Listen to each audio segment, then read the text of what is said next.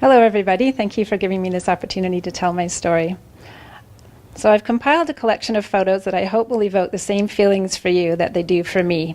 Being in nature is much more than a visual experience. It involves all the senses.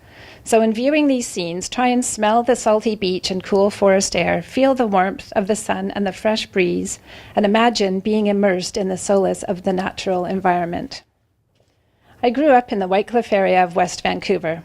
This photo was taken by my mom, who thought it would be fun to take pictures of me hugging a tree. Little did I know at the time that I would become an actual tree hugger in my later years. My childhood spent outdoors on the beaches and in the parks of West Van contributed largely to my love of nature and my desire to protect it. This photo is looking down over Cliff Cove, my childhood home for most of the 1970s. The Whytecliff Peninsula is a quiet residential enclave with an abundance of forested areas and parklands. This bluff between Cliff Cove and Copper Cove is a favorite hiking spot of mine.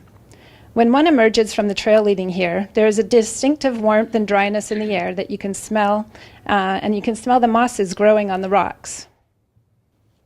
Here's the beach at Cliff Cove, which was literally my backyard.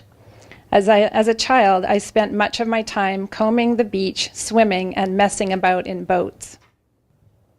And this is Cliff Cove again, facing east. Many a summer's evening was spent in the neighborhood with kids paddling around on logs in the cove. And this is Copper Cove between Cliff Cove and Horseshoe Bay. I've called this neighborhood my home since the early 1990s. And this is Copper Cove facing east. I've often marveled that despite the area's close proximity to a major urban center, one can often have this whole beach to oneself.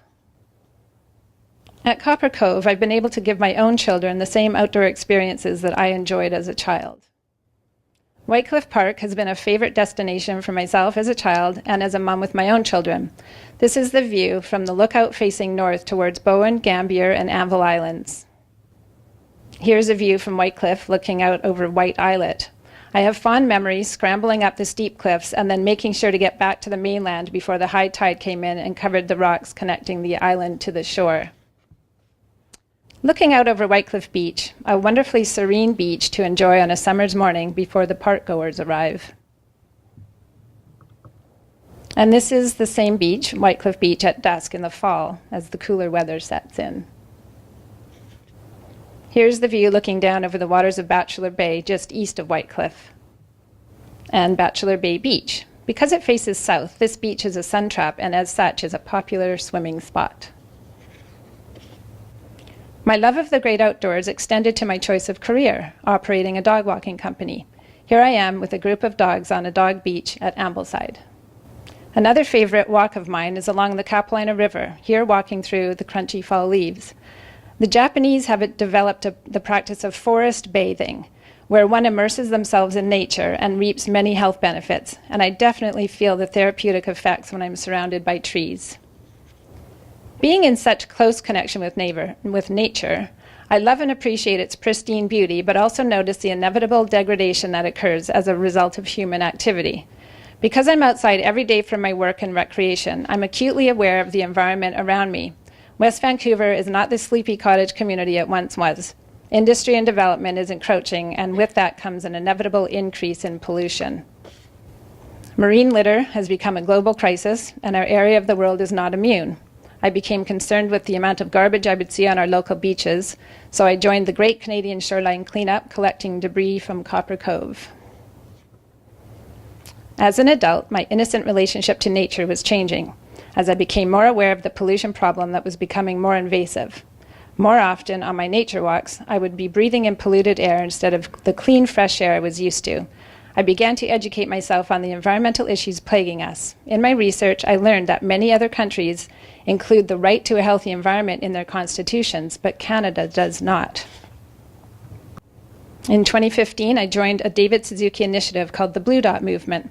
The initial campaign was to lobby municipal governments to enact environmental declarations.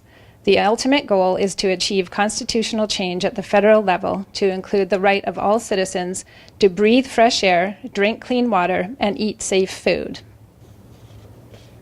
Here in West Van, a loyal group of Blue Dot volunteers worked tirelessly to collect signatures and draw attention to the importance of environmental rights. This was our local group celebrating a Blue Dot National Day of Action in 2015.